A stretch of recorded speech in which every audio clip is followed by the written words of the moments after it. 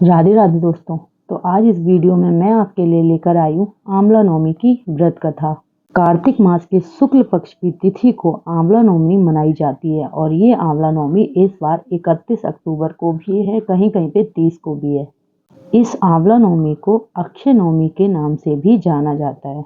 आंवला नवमी के दिन आंवले के पेड़ की आराधना की जाती है जो भगवान विष्णु को समर्पित है।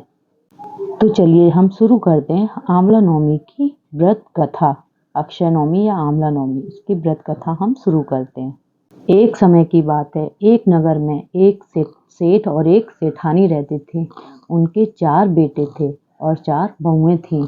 सेठ जी के घर में धन दौलत की कोई कमी नहीं थी और धन दौलत का हिसाब किताब रखने के लिए उन्हें कई नौकर भी रखने पड़ते।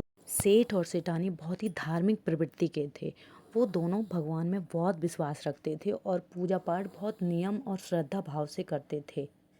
उनके पास धन धान्य की कोई कमी नहीं थी। उनके पास इतना सोना चांदी था कि उसको तोलने के लिए वो तराजू का इस्तेमाल करते थे। सेठानी जी बहुत ही श्रद्धा भाव से भरी हुई थी। वो भगवान में बहुत विश्वास रखती थी और उनका एक नियम था कि वो एक सोने का आंवला दान करती थी। रोज़ सुबह पूजा पाठ करके सोने का आंवला दान करती थी और उसके बाद ही वो भोजन करती थी। ये उनका एक नियम था और ऐसा सेठानी जी रोज़ करती थीं। तो इसी तरह से सेठ और सेठानी का जीवन अच्छे से व्यतीत हो रहा था। तो एक दिन सेठानी जी की बहुओं ने सोचा कि ऐसे तो माँ जी रोज़ सोने का आंवला दान करेंगी तो ऐसे तो हमारे पास कुछ नहीं बचेगा, हमारा सारा धन दान ख़त्म हो जाएगा।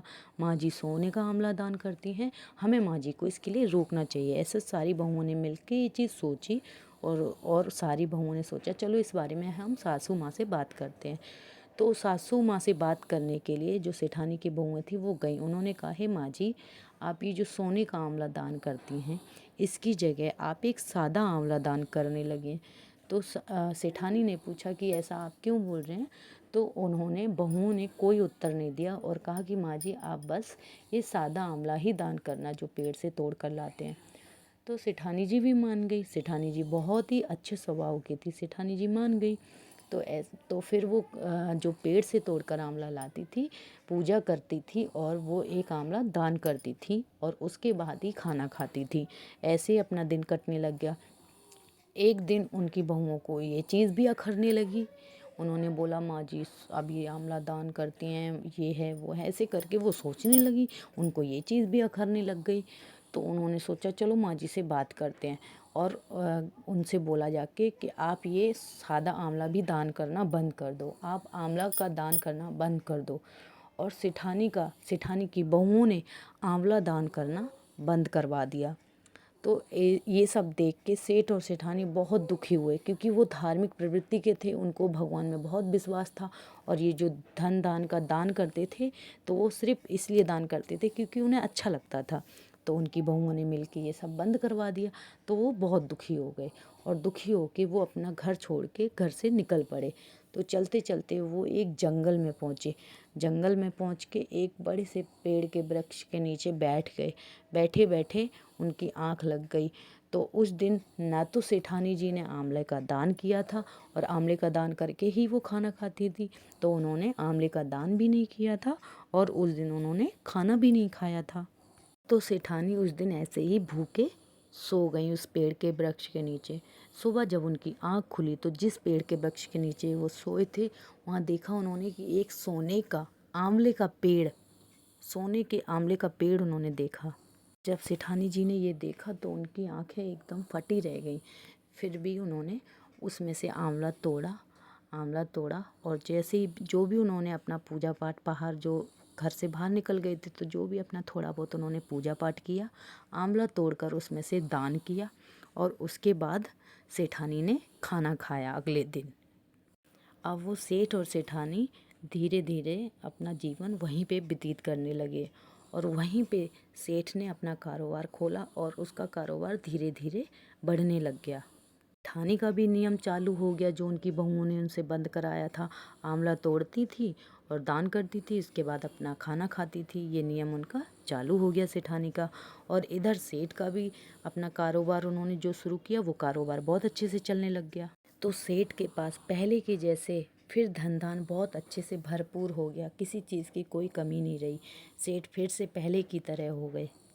सेठ सेठानी बहुत अच्छे से रहने लगे। सेठानी का नियम जो था वो चालू रहा। और उधर जो बहुओं ने मिलकर उनको निकाला था, उनमें आपस में ही झगड़ा होने लग गया और उनका कारोबार बहुत घाटे में चला गया।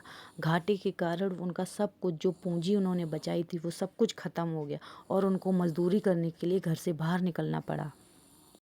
और घूमते घूमते उन सेठ और सेठानी के पास वो पहुंच जाते हैं और बाहर से उनको पता चलता है कि यहाँ पे एक सेठानी रहती हैं जो सोने का आंवला दान करती हैं। तो ऐसा सोच के वो अपने मन में सोचने लगे, कहीं ये हमारे माता पिता तो नहीं हैं।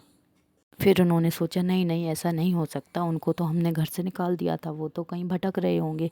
लेकिन फिर ऐसे ही धीरे धीरे दिन कटते हैं। एक दिन उनके बेटे ने सेठ जी को देख लिया और पहचान लिया और एकदम से जाकर उनके पैरों में गिर गए और माफ़ी मांगने लगे कि पिताजी हमें माफ़ कर दो, हम धन के लालच में आके हमने आप लोगों को घर से जाने दिया, हमने आपको रोका नहीं, जबकि उस घर में जो भी था वो सब आपकी किस्मत का था, हमारी किस्मत में तो ये धन धान है ही नहीं, क्योंकि अगर होता तो आज हम कंगाल नहीं होते।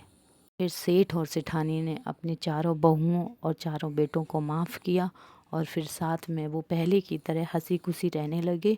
और सेठानी जी का जो नियम था वो अपना चालू रहा। रोज़ आंवला दान करती थी और उसके बाद ही भोजन करती थी।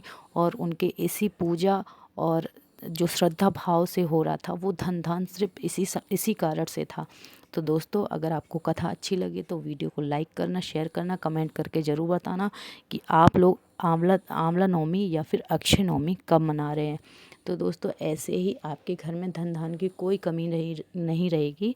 आंवला दान करना, आंवले की पूजा करना। राधे राधे दोस्तों। वीडियो अच्छी लगे तो लाइक करना।